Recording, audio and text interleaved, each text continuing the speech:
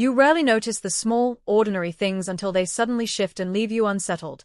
The rhythm of your partner's breathing at night, the echo of their laughter drifting from the kitchen, the simple comfort of their hand folded into yours.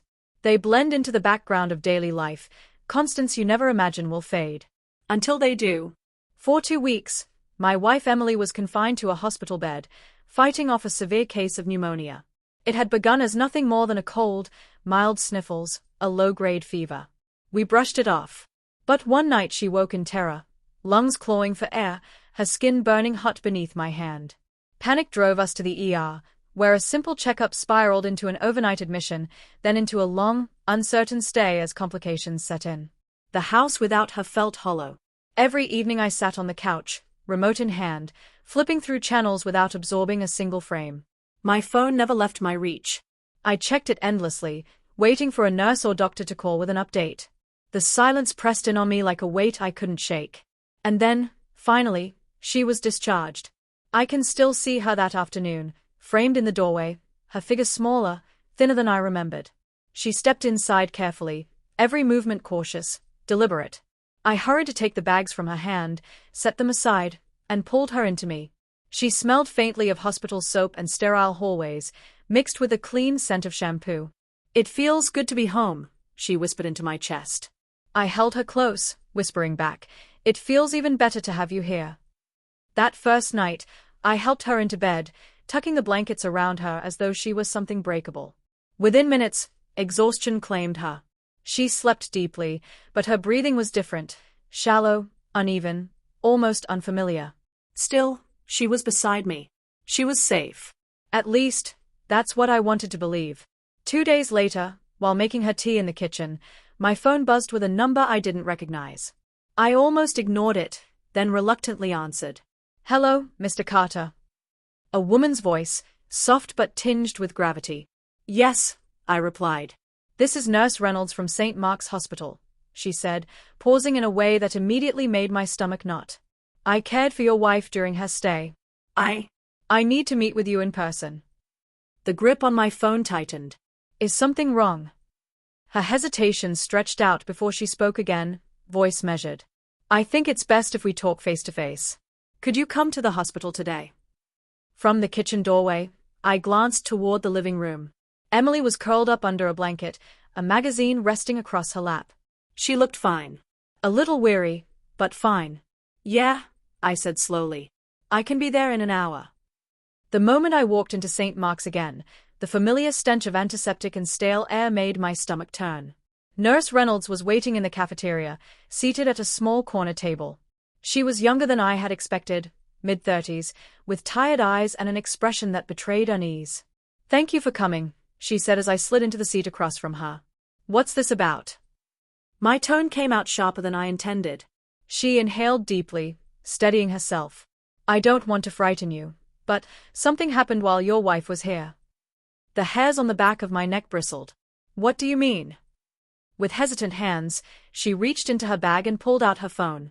After a moment's pause, she set it on the table between us. "I recorded something," she whispered. I know it sounds unbelievable, but something about the nurse's expression set my nerves on edge. She pressed play on her phone. At first, it was only the background noise of a hospital, machines chiming steadily, footsteps echoing faintly, voices carrying from distant rooms. Then came Emily's voice. Except, it wasn't hers. It was lower, unnatural, distorted. "He doesn't know," the voice said. I froze, confusion knotting my brow. "What is this?" "Just keep listening," Nurse Reynolds urged. The recording continued. "He doesn't know I'm not her." My heart slammed against my ribs. I lifted my gaze to the nurse, my mouth dry. "What the hell is that supposed to mean?" Her throat bubbed as she swallowed. "That was recorded the night before your wife was released." I heard her speaking, but when I went into her room, she was alone. I shook my head hard, refusing to believe it. That doesn't add up. She was weak, feverish, she must have been delirious. I thought the same thing, she cut in quickly. Until she looked at me. And for just a moment, I swear, those weren't her eyes. They were darker, unfamiliar. Not human. A chill crept up my spine. "You're saying my wife is, what? Possessed?" Her voice trembled. I don't know what she is. But something is wrong. I pushed up from my chair, anger and fear tangling in my chest. This is insane. Emily's fine. The nurse's voice softened, but the words sliced deep.